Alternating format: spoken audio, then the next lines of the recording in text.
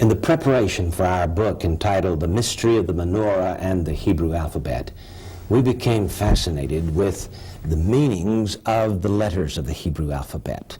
And we found that the Bible has a design, an alphabetic design according to the letters of the Hebrew alphabet. And what we'd like to share with you today is a study we have made in the book of Lamentations to show you this magnificent alphabetic design. The book of Lamentations is more than just a mere book of 5 chapters.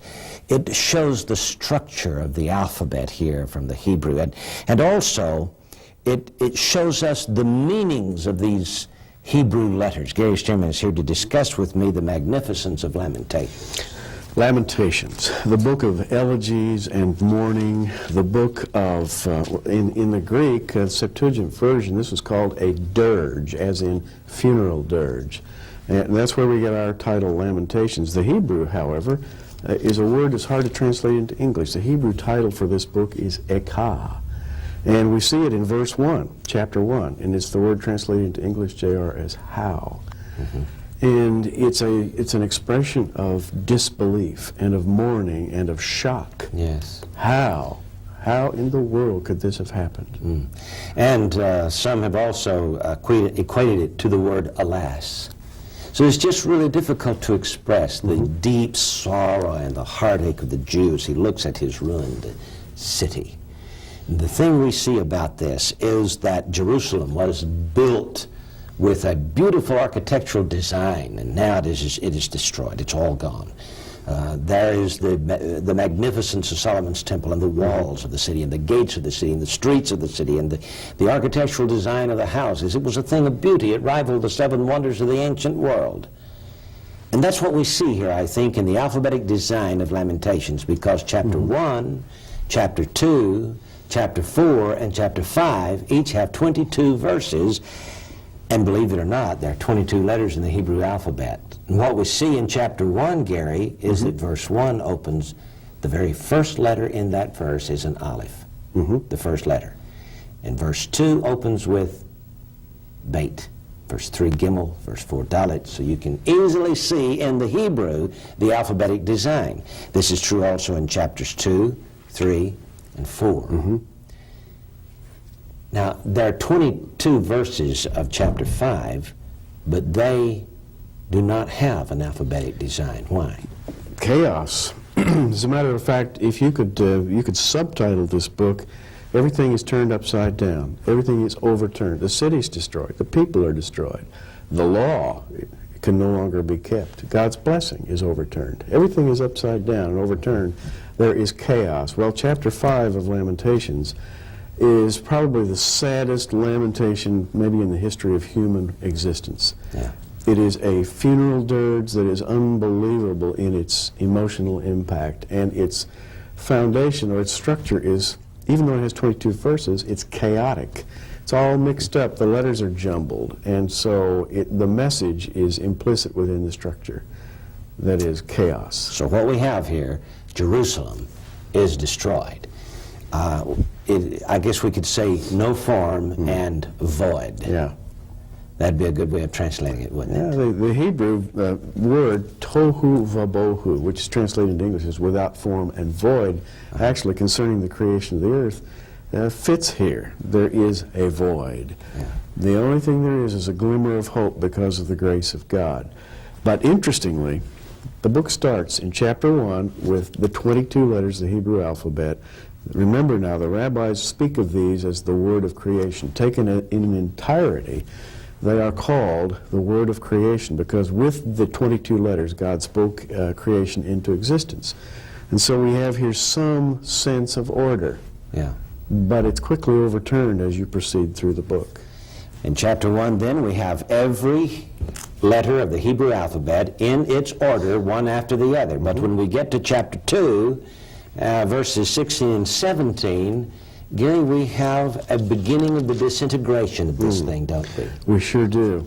Because verses 16 and 17 should be the letters, respectively, Ayin and Pe.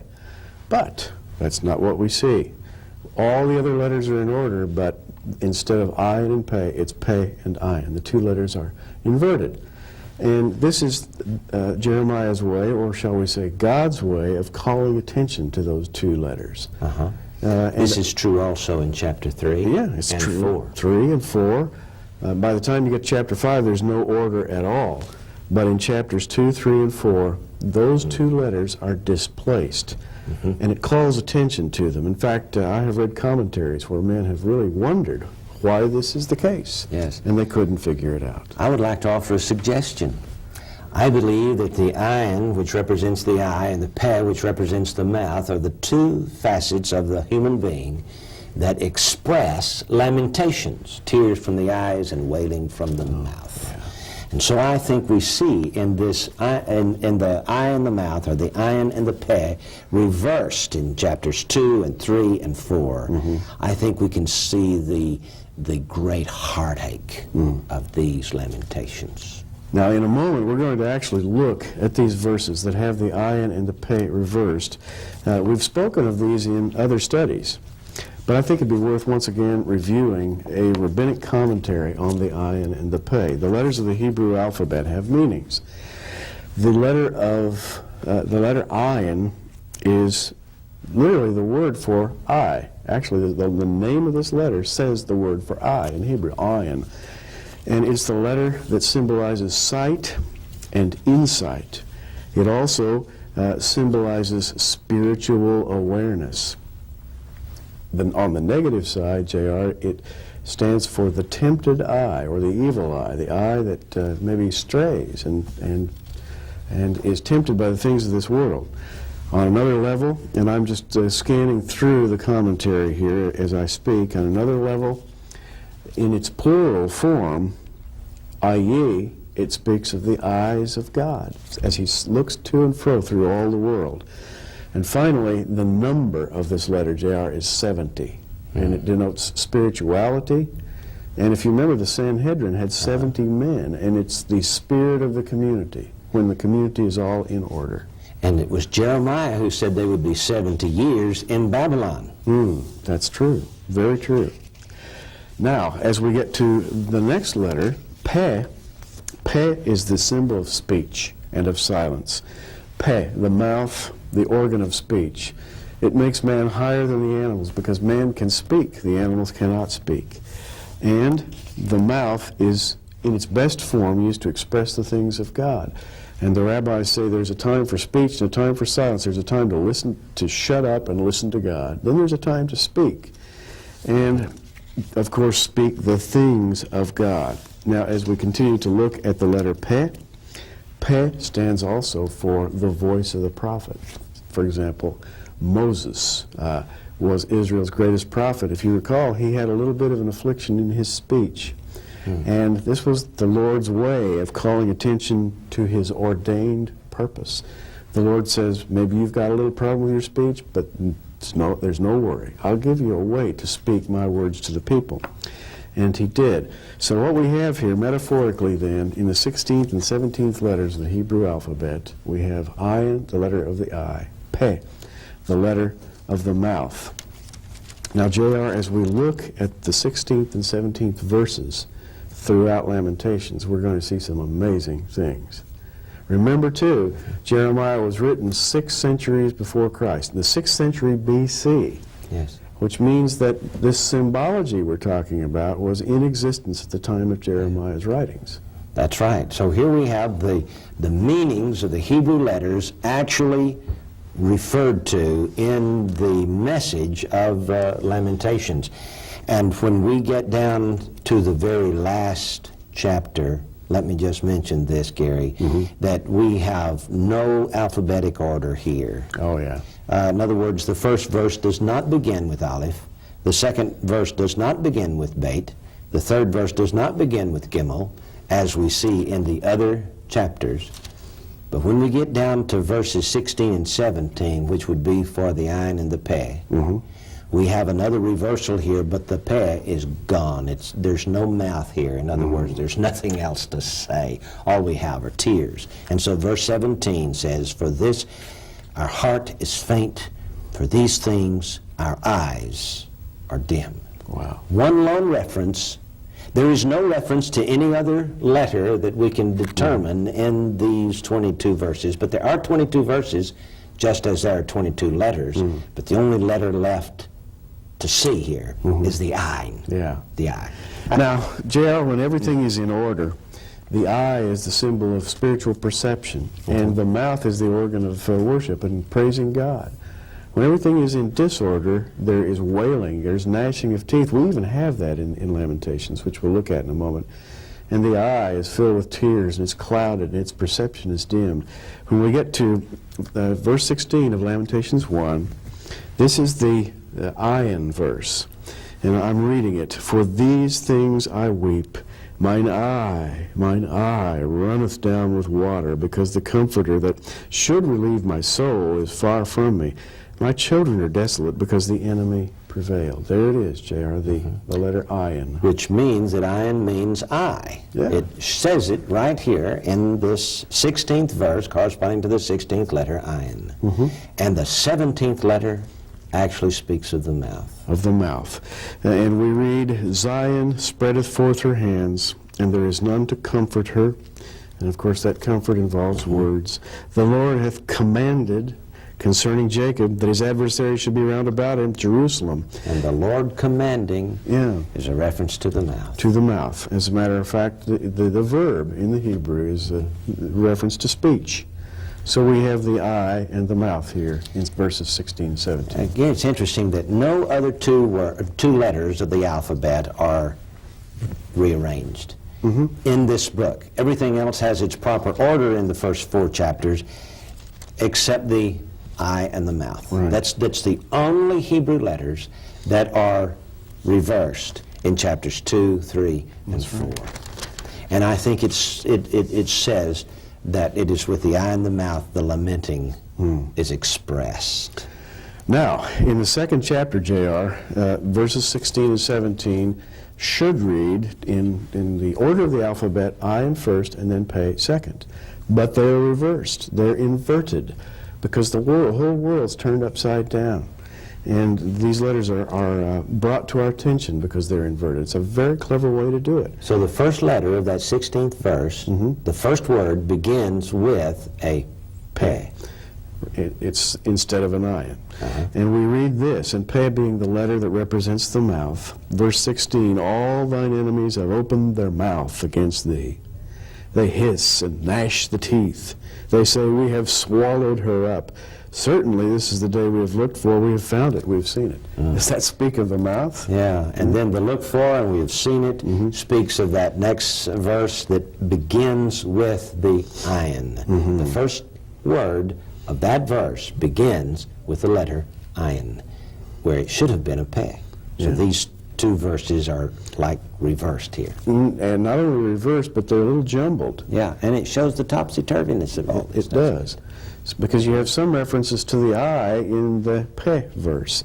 In verse 17, the I verse now, the Lord hath done that which he had devised. He hath fulfilled his word that he had commanded in the days of old. He hath thrown down and hath not pitied. He hath caused thine enemy to rejoice over thee, and had set up the horn of thine adversaries. You know, the letter I in JR is said by the rabbis also to, remember, it represents the eyes of God and his plan for his people on earth. Well, insight. Insight. And that's what we see described here, insight. We do. Sure do. That is, it is the Lord that has devised this thing. That's an insight into the reason why Jerusalem is destroyed. When we get to chapter 3, we've got 66 verses instead of 22. Yeah. Let's talk about that, Gary. Why 66? 66 verses. Well, JR, as to exactly why, we could speculate about that, but it may be best to say that the 66 verses remind us of the Word of God. At least that's what they remind me 66 of. books in the Bible. 66 books in the Bible.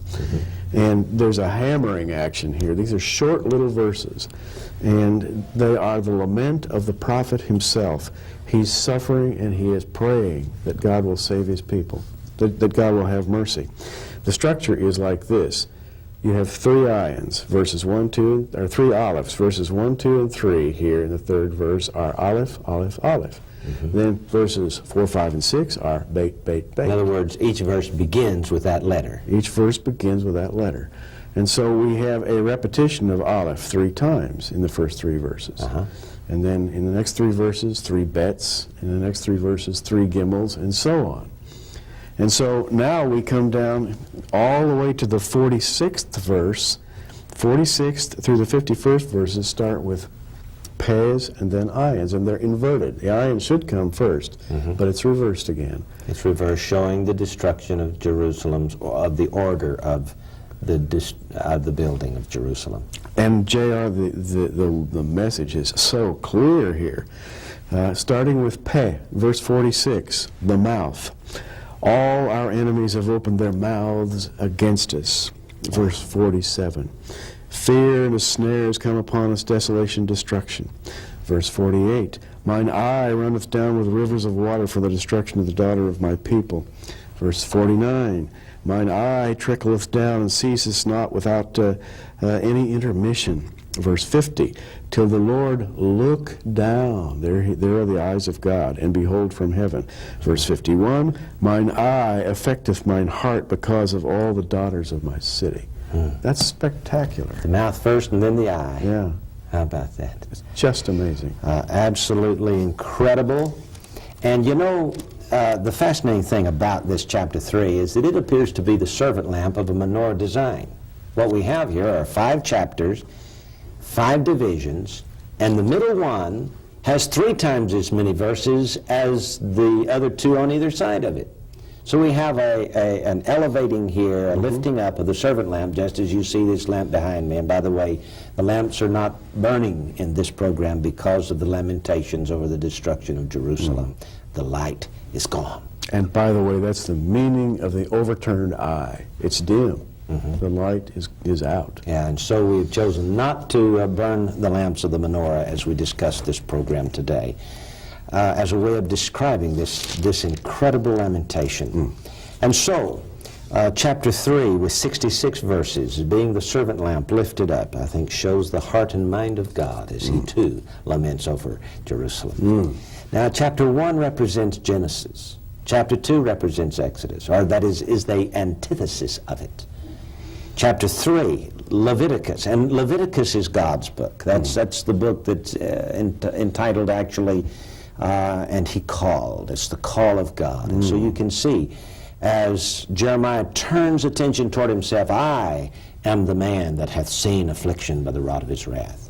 He hath led me and brought me into darkness and not into light. The servant lamp snuffed out, darkness and not light. Yeah.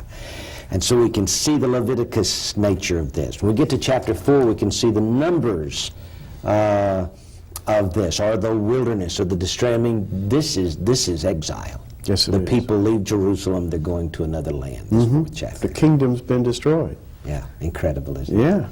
Take verses 16 and 17 again, Gary. All right. Now, And the pay. all right. The Ayin and the Pei in Lamentations verse 4, verses 16, chapter 4, verses 16 and 17. Again, we have Peh first and then Ayin. The anger of the Lord hath divided them. He will no more regard them. They respected not the persons of the priests. They favored not the elders. As for us, our eyes as yet failed for our vain help. In our watching, we have watched for a nation that could not save us. Yeah. The function of the eye. Now, the eye is explicit here. The mouth seems to be implicit, Yes, it implied. does. But in every case here, it talks about the eyes. Not in every case does it talk about the mouth. And I think it's because, what else can there be said? Jerusalem is destroyed, and every mouth is shut. And you know, remember the commentary on Peh in the rabbinic commentary. There's a time for speech, Peh, and a time for silence. And this is the time for silence. This is the time. God is not speaking anymore because now is judgment time, and the mouth is closed, and the meaning couldn't be clearer to me. Isn't it amazing that we have each of these chapters, the first verse of each begins with an aleph, the first letter of the Hebrew alphabet. The second verse of each begins with a beit. The third verse of each begins with a gimel, and so on it is through 22 letters. But when we get to chapter 5, The first verse does not begin with Aleph. The second verse does not begin with Beit. The third verse does not begin with Gimel. The fourth verse does not begin with Dalet. And so we have, through these 22 we have 22 verses, but we have a complete disintegration here of the alphabetic design. Yeah. Except for the Ayin. The Ayin, JR, is still there in chapter 5, verse 17. It's an overturned Ayin. The normal position for Ayin is 16. Would be verse 16. So it's overturned, it's put in the pay place, which is 17, and it reads this way: For this our heart is faint, for these things our eyes are dim. Yeah. Oh, what a lament. When the Jews read the Lamentations, which they do on the 9th of Av, they come to the 22nd verse, which says, this is the last verse of the book, but thou hast utterly rejected us. Thou art very wroth against us. And the Jew cannot take that. That is not a fitting conclusion. That's a downer. He must lift it up for a hope. There's got to be a light at the end of the tunnel. And so he goes back to the 21st verse. He reads the 21st, then the 22nd, and then as a 23rd verse, he reads verse 21 again. And Gary, it says, Turn thou us unto thee, O Lord, and we shall be turned. Renew our days as of old. Yeah. What a prayer. And JR, that corresponds to the book of Deuteronomy.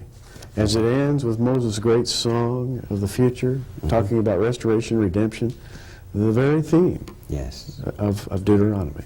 And I think that is the reason why the Lord says in Psalm 102, the time to favor her, yea, the set time is come. When he shall build up Zion, he shall appear in his glory. That is why the Jew is back in his land today. Lamentations is about to be turned into a new song, not a song of heartache, but a song of joy. That's the message I think we see in Lamentations.